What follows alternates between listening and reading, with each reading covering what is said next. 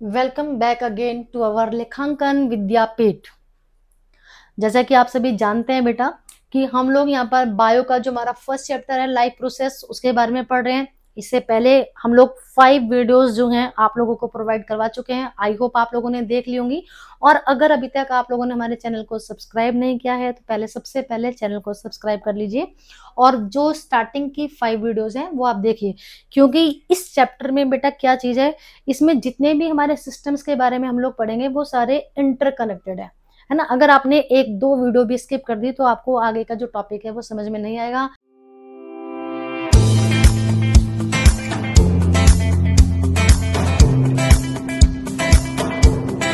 यहाँ पर मैं आपके सामने हूँ Ritu Sharma and I am having 18+ experience in my teaching field and I am teaching you life process as you no.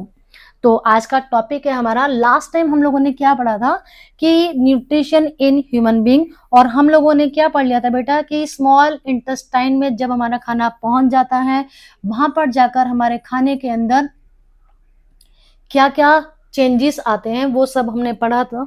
उसके बाद हम पढ़ेंगे final digestion in small intestine. तो this is our today's topic.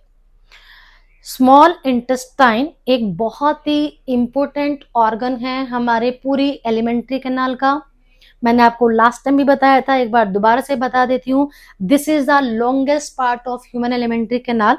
And अगर हम बात करते हैं लीवर की, तो ये जो लीवर है हमारा ये लार्जेस्ट ग्लैंड है बेटा, लार्जेस्ट ग्लैंड।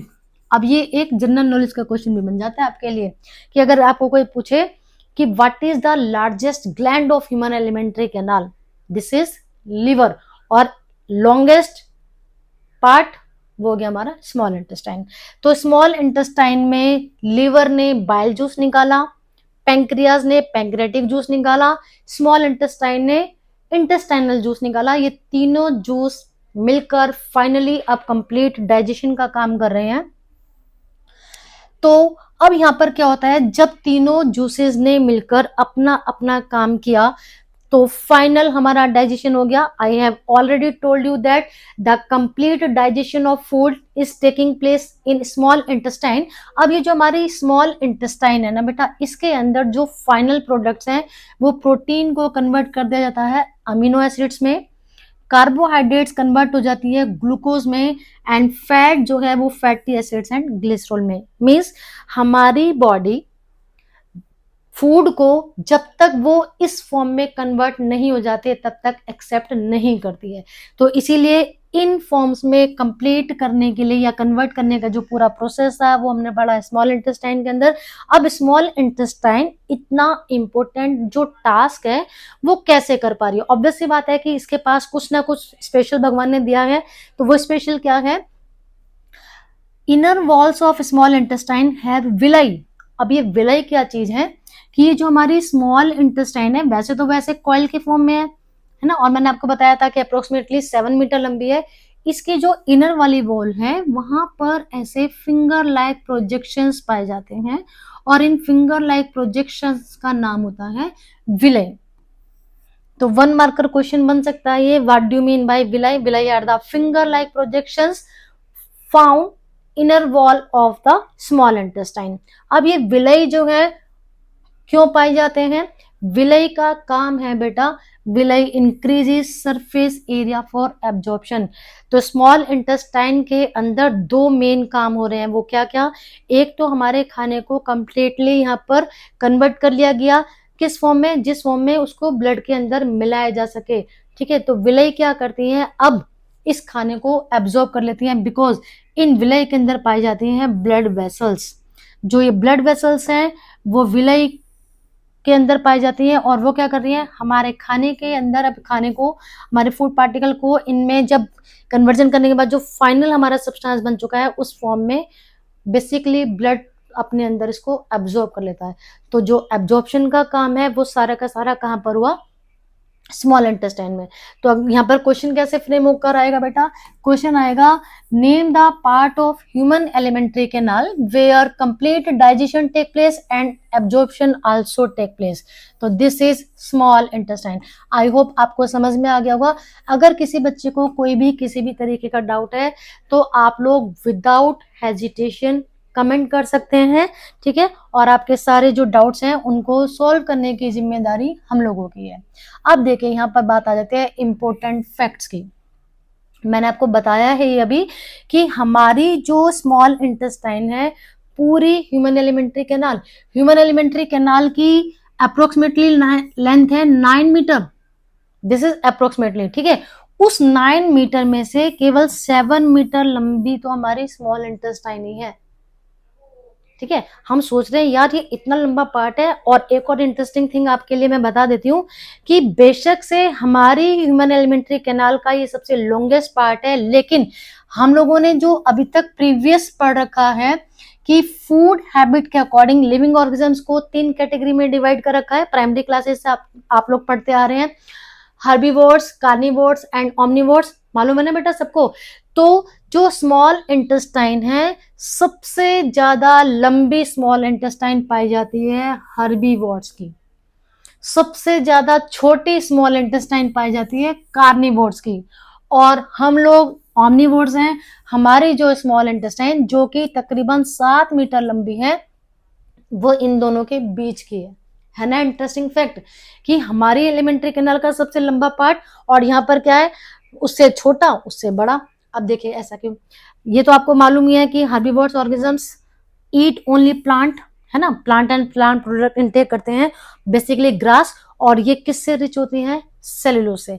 अगर क्वेश्चन आ जाता है कि why the small intestine of herbivores organism is longest in compare to carnivores और एंड ओमनिवोर्स, व्हाई, क्यों होती है जी, बिकॉज वो जो खाना खा रहे हैं वो किससे रिच है, सेलुलोज से रिच है।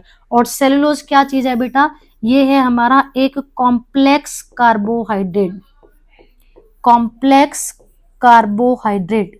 इस कॉम्प्लेक्स कार्बोहाइड्रेट को डाइजेस्ट करने वाले जो एंजाइम्स हैं वो हमारी बॉडी के अंदर प्रेजेंट नहीं है, इसीलिए यहाँ पर ज्यादा जगह की जरूरत पड़ती है। That's why they have longer intestine in compare to us. Okay जी, ये देखिए यहाँ पर मेंशन किया हुआ है हैव लॉन्ग इंटेस्टाइन। और कुछ जो हर्बीवोर्स ऑर्गेनिजम्स होते हैं उनका जो स्टमक है वो 4 चैम्बर में डिवाइड होता है, जिनमें से आप लोगों को पता है उस वो रूमिनेशन का प्रोसेस करते हैं, और इस रूमिनेशन के प्रोसेस की वजह से ही ये जो हर्बीवोर्स ऑर्गेनिजम्स हैं इनको रूमिनेंट्स का नाम दिया गया है। अब आप पूछोगे कि रूमिनेशन क्या है मैडम, तो वो सब हम लोगों ने 7th क्लास में पढ़ रखा है, और अगर किसी को जानना है तो आप मुझे कमेंट सेक्शन में कमेंट कर सकते हैं, ठीक है बेटा। तो यहाँ से हमें बेसिकली यही जानना था कि तीनों टाइप के जो लिविंग ऑर्गेनिजम्स होते हैं उनमें से सबसे ज्यादा लंबी इंटेस्टाइन किसकी और सबसे ज्यादा छोटी किसकी है। अब बात करते हैं कार्निवोर्स की, क्योंकि हमने पढ़ा कि इसकी स्मॉल इंटेस्टाइन इन तीनों कैटेगरी के लिविंग ऑर्गेनिजम्स के कंपैरिजन में सबसे ज्यादा छोटी है।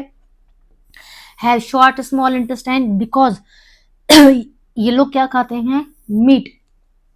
और मीट एक ऐसा फूड है जो कि इजीली डाइजेस्ट हो जाता है, इजीली डाइजेस्टिव। अब क्योंकि मीट इजीली डाइजेस्ट हो जाता है तो इसकी स्मॉल इंटेस्टाइन को बहुत लंबा होने की जरूरत ही नहीं है। और हम लोग क्या है, बेसिकली ओमनिवोर्स हैं, हम लोग प्लांट प्रोडक्ट जो कि सेलुलोज रिच नहीं है उनको भी यूज कर रहे हैं, साथ साथ में मीट को भी इंटेक करते हैं, इसीलिए जो हमारी स्मॉल इंटेस्टाइन है वो कैसी है, दोनों के कंपैरिजन में बीच की है, ठीक है बेटा। तो अब क्या है हमारा, ये न्यूट्रिशन का जो प्रोसेस है लगभग वो कंप्लीट हो जाता है। इसके बाद बात आती है कि जो हमारा खाना था वो स्मॉल इंटेस्टाइन के बाद कहाँ गया। तो स्मॉल इंटेस्टाइन के बाद हमारा खाना पहुंचता है लार्ज इंटेस्टाइन में। नाम है बेटा इसका लार्ज इंटेस्टाइन। और ये जो हमारा ये स्मॉल इंटेस्टाइन के इधर आपको ये पार्ट दिख रहा है ना, दिस इज, एक बार यहां से दोबारा दिखाती हूँ, this one is large intestine.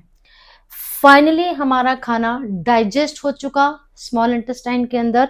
अब इस खाने को विलय ने एब्जॉर्ब कर लिया। विलय के जस्ट पीछे की तरफ मिलियंस ऑफ ब्लड वेसल्स पाई जाती हैं, जहां पर क्या किया गया, इस खाने को ब्लड के अंदर मिक्स कर लिया गया, और जहां पर भी इसकी रिक्वायरमेंट है ईच एंड एवरी सेल तक हमारी बॉडी के अंदर इसको भेज दिया गया। तो हमने स्टार्टिंग में जो पढ़ा था कि जो हमारा न्यूट्रिशन है वो सारा का सारा ingestion, digestion, absorption and assimilation, यहां तक हम लोग अभी पढ़ चुके हैं कि हमारा काम फाइनली हो गया है। अब बात आती है कि इजेशन की। अभी इस एसिमिलेशन में एक पार्ट और है, वो क्या कि जब हमारा खाना 95 to 99% तक क्या हुआ जी, स्मॉल इंटेस्टाइन की जो विलाइन थी उन्होंने एब्जॉर्ब कर लिया और ब्लड वेसल्स के अंदर उसको मिक्स कर दिया। अब बात आती है जो यहाँ पर ऐसा खाना बच गया है जिसको कि स्मॉल इंटेस्टाइन के जो फिंगर लाइक प्रोजेक्शंस थे that are called villi, villi ने एब्जॉर्ब नहीं किया अनडाइजेस्टेड फूड, मतलब कि वो बचा कुचा जो खाना है इंक्लूडिंग वाटर, उसको ट्रांसफर कर दिया जाता है लार्ज इंटेस्टाइन के अंदर। रेक्टम से ऊपर लार्ज इंटेस्टाइन, उसके बीच में रेक्टम, ठीक है। अब लार्ज इंटेस्टाइन के अंदर अगेन स्मॉल इंटेस्टाइन की तरह से पाई जाती हैं विलाई, और जो विलाई है वो हमारी क्या है बेटा, फिंगर लाइक प्रोजेक्शंस, ठीक है। फिंगर लाइक प्रोजेक्शंस होती है विलाई, और विलाई का काम हमेशा होता है एब्जॉर्प्शन करना। तो ये जो हमारी लार्ज इंटेस्टाइन है, लार्ज इंटेस्टाइन, इसके अंदर जो हमारा अनडाइजेस्टेड फूड आया था उसके अंदर जो हमारा वाटर प्रेजेंट था, उस एक्सेस वाटर को हमारी जो लार्ज इंटेस्टाइन की विलाई है वो एब्जॉर्ब कर लेती है, क्योंकि हमारी बॉडी से सिर्फ और सिर्फ उसी फूड मटेरियल को या उन्हीं सब्सटेंसेस को बॉडी के बाहर इजेक्ट किया जाता है जो हमारी बॉडी के लिए टोटली वेस्टेज है। तो लार्ज इंटेस्टाइन ने क्या किया, वाटर, उसके साथ साथ में अगर कुछ एसेंशियल मिनरल्स वगैरह हैं उनको अपने अंदर एब्जॉर्ब कर लिया लार्ज इंटेस्टाइन की विलाई ने। अब जो बचा कुचा खाना है उसको उन्होंने क्या किया, एक muscular bag that is called rectum, उसके अंदर ट्रांसफर कर दिया। अब ये जो रेक्टम है, यहां पर क्या होता है, धीरे धीरे, अब अगेन प्रेसलेटिक मूवमेंट, ऐसा तो नहीं है कि यहाँ पर भी क्या होगा, हर जगह पूरे डाइजेस्टिव सिस्टम के अंदर एक क्या खास बात है कि जब कभी भी खाना एक पार्ट से दूसरे पार्ट में ट्रांसफर हो रहा है तो वहां पर स्पिंचर मूवमेंट होती है। मीन्स कि ऐसे खुला, थोड़ा सा फूड मटेरियल निकला, बंद हो गया, फिर खुला, फिर निकला, फिर बंद हो गया, तो इस तरह से मूवमेंट होती रहती है। तो फाइनली फिर क्या हुआ, जो हमारा लार्ज इंटेस्टाइन है, यहां पर ये देखो, लार्ज इंटेस्टाइन के बाद हमारा जो अनडाइजेस्टेड फूड है, इस muscular bag like structure that is called rectum, rectum के अंदर कलेक्ट होता रहता है, होता रहता है, होता रहता है।